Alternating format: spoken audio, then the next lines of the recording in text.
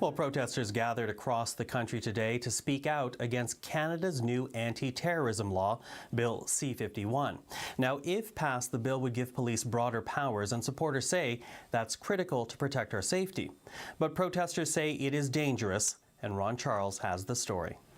Step out of line and the man come and take you away. Waiting, it's time we stop C-51. We are here to reject fear. A modified 60s protest song revved up today's demonstration against the government's anti-terror bill. After Bill C-51 was proposed, there was the Angus Reid poll that said 82% of Canadians would support this. But that was a weak support. You know, it was just saying that we are scared. Many academics, civil liberties advocates, even some security experts have come out against the bill. Amnesty International has been one of the most vocal critics. Bill C-51 poses a threat to human rights almost on every single page. The new CSIS threat reduction powers, a wildly expansive new approach to information sharing, a new criminal offense about promoting the commission of terrorism in general, which no one knows what it means. Many of today's protesters were connected to unions and political action groups, but for Wesley Pietreczek, it's more personal. He grew up in Poland under communism. They could barge into your home, detain you, and the family wouldn't know where you went. So that's the reason I'm here.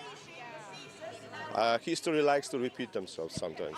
Some of the protesters say the new anti-terror laws would be used against environmentalists and Aboriginal activists, not just terror suspects. I'm not saying that terrorism isn't something to be concerned about, but we have laws on the books, and these new laws can be used against all kinds of people. In a statement today, the Public Safety Minister's office said security and freedom go hand in hand, and that the anti-terror legislation has safeguards to protect both. Let's stop C-51. But today's organizers are promising to continue their fight against the bill. Ron Charles, CBC News, Toronto. Good evening. Demonstrators gathered across the country today to denounce the federal government's proposed anti-terror legislation.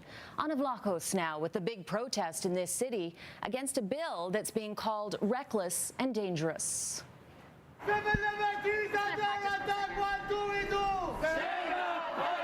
Why do you not support this bill?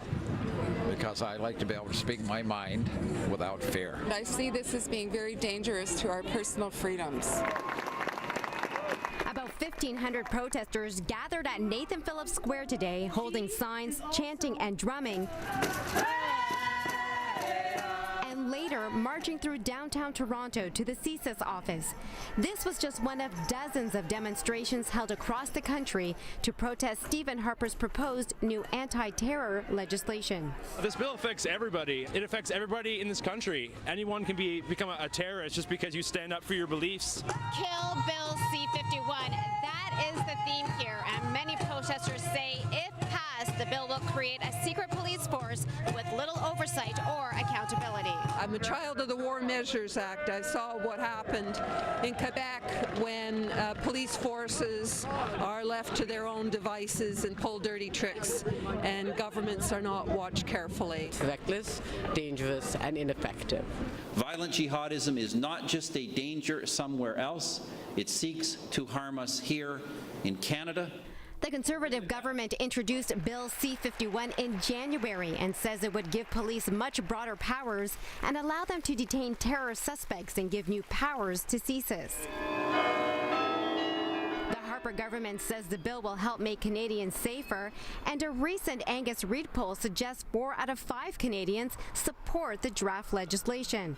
But demonstrators here today feel otherwise. I feel that our civil liberties are being trodden upon.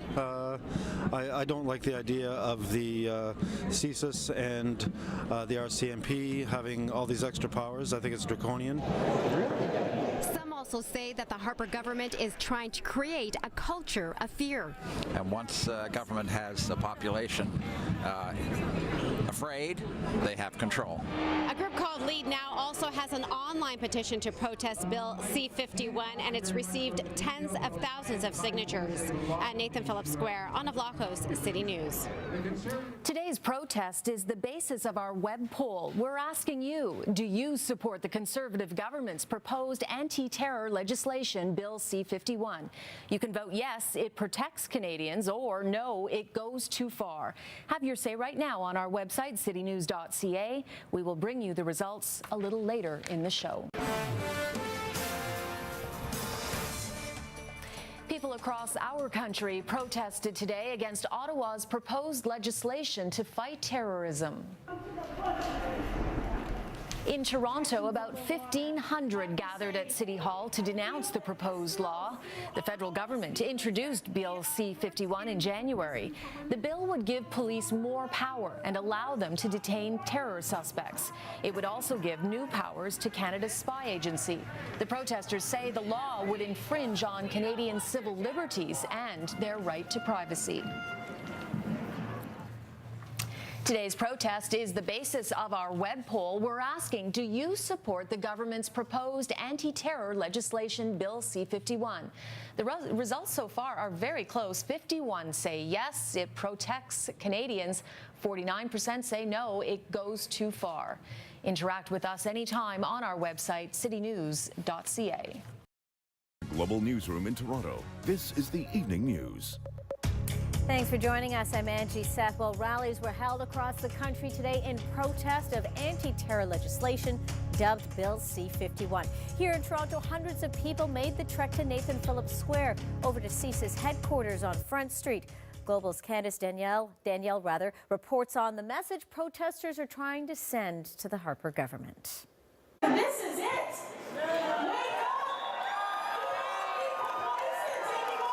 Hundreds made their voices heard at Nathan Phillips Square today, and the message is clear. This bill is not the way that we need to go. The rally and protest was organized by advocacy group Lead Now, and leaders from across the province flocked to the call. Our laws are strong, but let's have a debate. Let's all parties come together with the experts in the field and find out what could work rather than this sweeping, invasive, far-reaching, dangerous law. The proposed law has struck a deep chord, and the move to push back has resonated with many. We're very concerned about how this is going to erode our civil liberties, how it's going to erode our privacy rights, and this is not the Canada that we want. You don't have to choose between freedom and security. We can have both.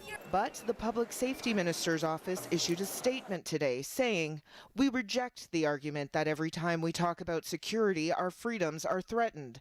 Canadians understand that their freedom and security go hand in hand." Organizers say Bill C-51 will have an impact on all Canadians, and so similar protests have been planned in 50 different cities across the country, small towns and big cities alike. Protesters gathered in the Maritimes, the Prairies, and out west, all with the same message. It's going to make it easier to detain people without criminal charges. At last count, attendance for the protests coast to coast totaled over 90,000 Canadians, harkening back to Canada's first anti-terror legislation introduced after the 9/11 attacks. Candice Danielle, Global News. Now, we know there are some concerns by some on the proposed anti-terror legislation being intrusive towards Canadians, but what exactly does Bill C-51 entail? Now, the main provision would allow for information sharing among all federal institutions. For example, if you file your taxes, all of the documents and information provided would be available to an organization like CSIS if you're under investigation. Police would also gain the power to preventively detain or restrict terror suspects, essentially holding an individual without formal charges. The bill would also allow the government to take down items promoting terrorism while adding individuals to Canada's no-fly list. Now, while the NDP opposed the bill, it is backed by the Liberals and expected to pass this summer under the Conservative majority.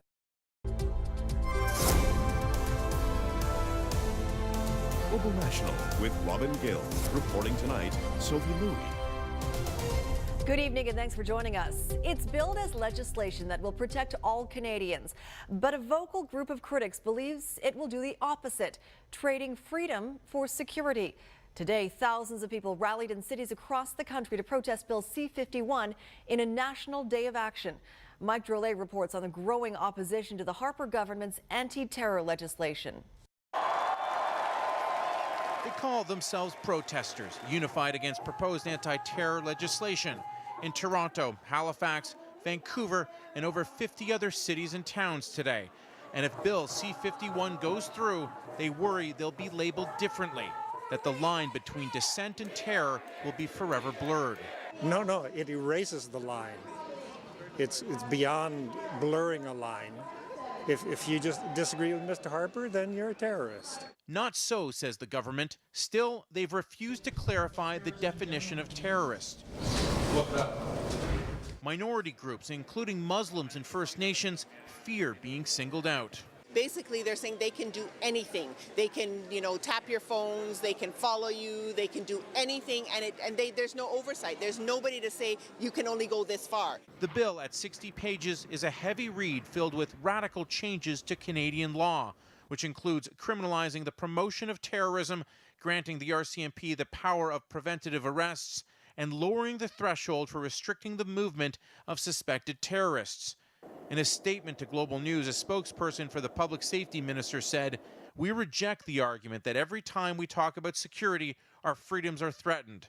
Canadians understand that their freedom and security go hand in hand." Now, it should be noted the debate over Bill C-51 rages on here in Toronto in the shadow of two very high-profile court cases. In that building, a jury is deliberating the fate of two men accused of plotting to blow up a Via Rail bridge. And across the street is the U.S. Embassy. A Pakistani man was arrested just last week of plotting to blow it up. Nothing is ever 100%, and perhaps there is something more we could do. But to have this kind of vague, sweeping power that's vastly invasive and could end up criminalizing legitimate dissent is very dangerous in a democratic society. Hearings are expected to continue next week when the House reopens, but there's no certainty the government will listen. Mike Drolet, Global News, Toronto. Well, the Harper government is getting an earful about Bill C-51, and that includes criticism from at least one high-profile conservative. His name is Ron Atke, and he's the former head of the advisory group that oversees Canada's spy service. As our chief political correspondent Tom Clark is here to tell us, Atke believes the Harper government's plans for oversight of CSIS falls short, and that's not all. Tom.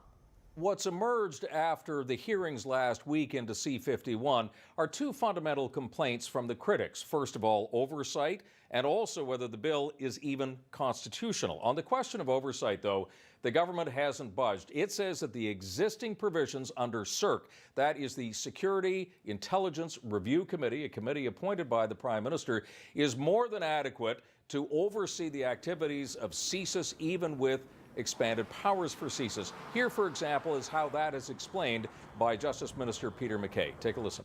It's a review committee, but it also has the ability to interact with those agencies and do so in a way that I think provides the understanding that all of those activities will be reviewed. That is a form of oversight, in my view. But a former chairman of CIRC, in fact, the very first chairman of CIRC, Ron Atke, himself a conservative, says that that's wrong. First of all, he says the committee is underfunded, simply doesn't have the resources to do oversight, and it says it doesn't even have the proper mandate to do it. He, in fact, agrees with the critics that there has to be parliamentary oversight. In other words, the establishment of a committee of MPs to oversee the activities of CSIS. Here's Ron Atke.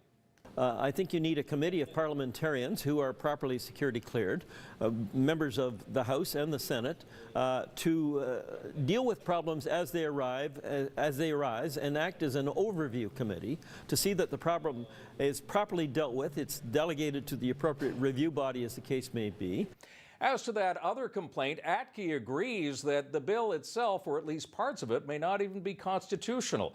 Specifically dealing with the provision that says that CSIS could go to a judge to seek an exemption from the Charter of Rights and Freedoms. That, he said, would probably never pass the sniff test in the Supreme Court of Canada. All right, thanks for that, Tom Clark in Ottawa for us tonight.